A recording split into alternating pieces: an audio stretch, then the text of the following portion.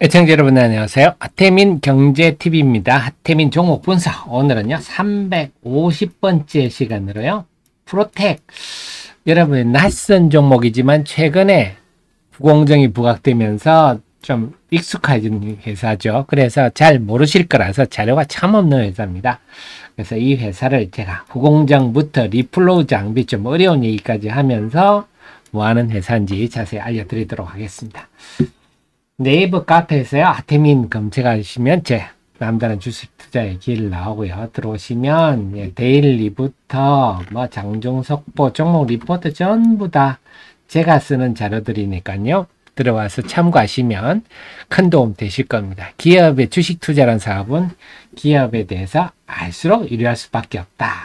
자, 종목 리포트 코너에 들어오셔가지고요, 보면 프로텍이 여기 있네요. 있습니다. 제가 매일 아침 8시 30분부터 10시까지 유튜브에서요 개장 방송, 스트리밍 방송을 하고 있기 때문에 유튜브에서 하태민 검색하셔가지고 개장 방송 함께 하셔도 도움 되시겠고, 다시 보기 하시는 분이 훨씬 많으시니까 장 끝나더라도 보시면 도움 되시겠습니다. 그 다음에 제가 여러분께 필요한 정보들만 하태민의 주식사랑방 2기방 운영하고 있는데 지금 765분이 있습니다. 2기방 들어오시면 입장번호가 25360입니다. 들어오셔서, 저는 리딩 같은 건 하지 않습니다. 기업 투자에 대한, 기업에 대한 정보들만 하루에 몇 건씩 알려드리니까 이 정보도 얻으시면 도움 되실 겁니다. 자, 프로텍부터 한번 살펴드리겠습니다. 우선 후공정 하는데요. 이 후공정이 뭐냐 한다면요, 자, 반도체를 웨이퍼로 해서 반도체를 만들었지 않습니까? 근데 이게 작동은 하지 않잖아요. 작동하게 하게끔 우선 패키징 해야죠. 패키징해서 이게 작동하게끔 하고 테스트하고 이런 것들을 하는 걸 우리가 후공정입니다. 그럼 후공정 장비는 당연히 패키징하고 테스트하는 과정에 들어가는 장비를 말하겠죠. 상장사로 치면요, 테스트한 대표적인 회사가 두산 테스나죠. 두산 테스나 같은 네페스 아크 이런 회사고, 패키징 하는 거는 하나 마이크론, 뭐 네페스 이런 회사죠. 그래서 이런 회사들이 다들 생산하는데 들은 장비다. 근데 요즘 보면요, 리플로우 장비라는 얘기들이 많이 나옵니다. 아주 어려운 장비인데요. 요즘 리플로우 관련주 하면서 여러 회사들이 나오는데, 리플로우 장비가 뭡니까 한다면요, 한마디로 말 오븐이라 보시면 돼요. 오븐. 그래서 오븐에 쿠키 굽듯이 패키징된 이 패키징된 반도체 패키징한 것들을요 넣어가지고 오븐처럼 이렇게 해가지고 여기 내가지고 기판 오븐 장비에다가 한 300도씨 정도의 온도로 열풍에 한 5분 7분 굽습니다. 자, 이게 왜 필요하냐면요, 우리가 플립칩 패키징 공정을 보면요, 우리가 플립칩 볼그리더 어레이도 있고요, 플립칩 CSP도 있고, 뭐 이런 패키징 공정이 있는데요. 어떤 거냐면요, 칩이 있고, 뭐 예를 들면 여기 서브스트레이트가 있다 하시죠.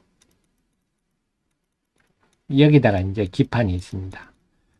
과거처럼 이렇게 와이어로 연결하지 않고 여기 솔더볼이 들어갑니다. 솔더볼 형태. 이게 이제 솔더볼입니다. 그냥 납땜한다 보시면 됩니다. 그래서 여기에 붓으면 이렇게 쓱 녹지 않습니까? 이렇게 연결되는 거거든요. 그렇게 생각하십시오. 아, 그래. 플립칩을 이 패키징 한 거를 납땜할 때 쓰는 게 리플로우 장비구나. 매스 리플로우 한 번에 많이 한다. 이런 뜻이겠죠. 그래서 근데 이렇게 고온에다가 몇 분을 이렇게 지지면 탈이 날 수 있겠죠. 이 솔더볼 옆으로 옮기기도 하고 여러 가지 문제가 될 수 있겠죠.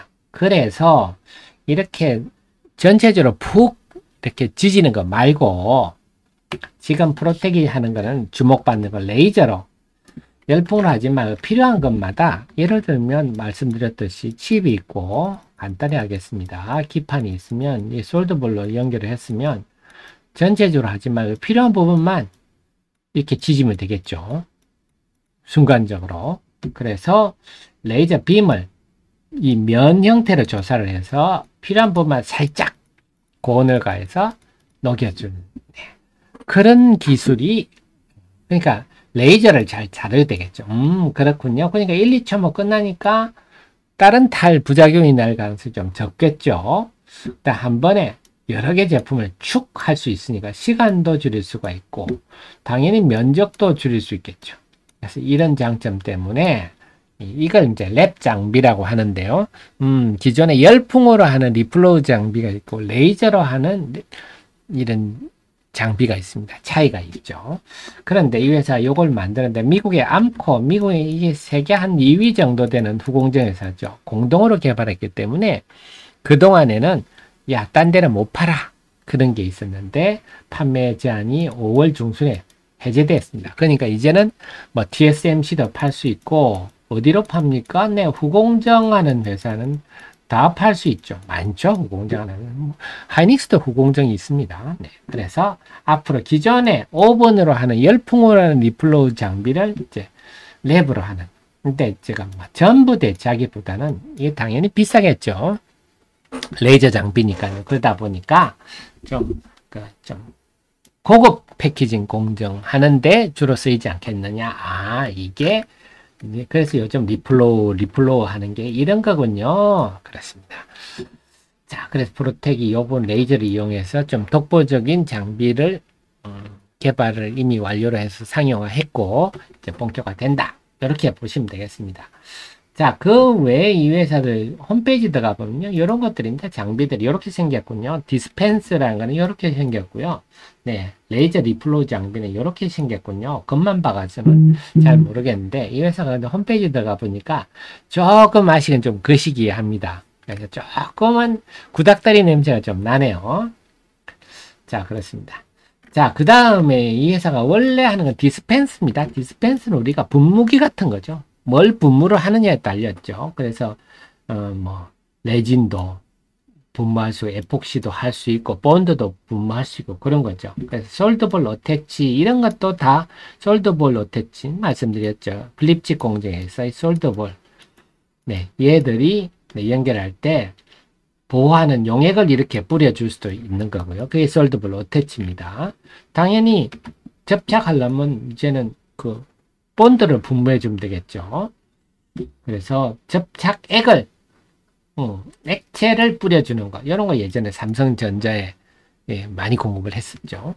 그 다음에 히트슬러그라는 장비 이건 또 뭐냐면 디스펜서인데 방열판 히트슬러그를 탑재해서 이것도 고부가 패키징에 들어가거든요. 그러니까 이렇게 보니까 프로텍은 전부 패키징 쪽에 다 들어가는 건요 맞습니다. 그래서 프로텍은 생산하는 장비가 다 패키징 공정에 들어가기 때문에 완전 온전한 후공정 관련 장비주다 이렇게 볼 수가 있겠습니다. 그렇군요. 그 다음에 갱본드라고 해서 이것도 마찬가지로 후공정 중에 들어가는 장비인데 이거는 아직은 뭐 상용화 됐다 이런 얘기는 없습니다. 자, 그래서 결론적으로 프로텍을 알 수 있는 거는 굉장히 후공정 장비에 특화된 회사군요. 그래서 후공정 얘기 나오면 프로텍을 먼저 떠올리는 게 맞겠군요. 그런데 이 회사가 또 단점도 있어요. 홈페이지 들어가면 좀 구닥다리를 말씀드렸듯이 알파텍 요건데요. 특수관계자가 알파텍 BW를 보유하고 있는데도 주석에 기재하지 않았다 해가지고요. 요것 때문에 거래 정지되기도 하고 그런 일이 있었어요. 2022년 4월에. 그래서 아직도 경영진들이 좀 그렇게 좀 샤프하거나 좀 현대화되지 않은 느낌 들고요. 또 하나가 이 알파텍이 보면요. 최근에 프로텍 주가가 올랐지 않습니까? 이 오르는 와중에 한 36,000원 이때 이 알파텍이 주식을 팔아버렸어요. 이게 또 우리를 고민되게 하네요. 그래서 알파텍이 보면 제가 정리를 해놨는데요. 알파텍이 6월 10일에서 6월 8일에서 12일에 36만 주를 36,640원에 팔아버렸어요. 그래서 이 회사가 원래는요, 굉장히 자사주를 취득을 많이 하는 회사입니다. 보시겠지만, 자사주 지분을 그동안 지속적으로 자사주를 사와서 지분이 자사주가 지금 200만 주나 됩니다. 200만 자사주 지분율이 18%나 아마 상장사주는 제일 높을 거예요. 이렇게 매우 자사주를 사랑하는 회사가 이 관계사 알파텍이 지분을 팔아버렸어요. 이번에 36,000이면 싸게도 파셨네요. 한 요 정도 팔아버렸네요. 그래서 요게 우리를 고민스럽게 합니다. 그래서 전체적으로 이 회사 지금 시가총액이 한 5천억 정도 되는데요. 이게 비싸다 이렇게 할 건 아닙니다. 왜냐?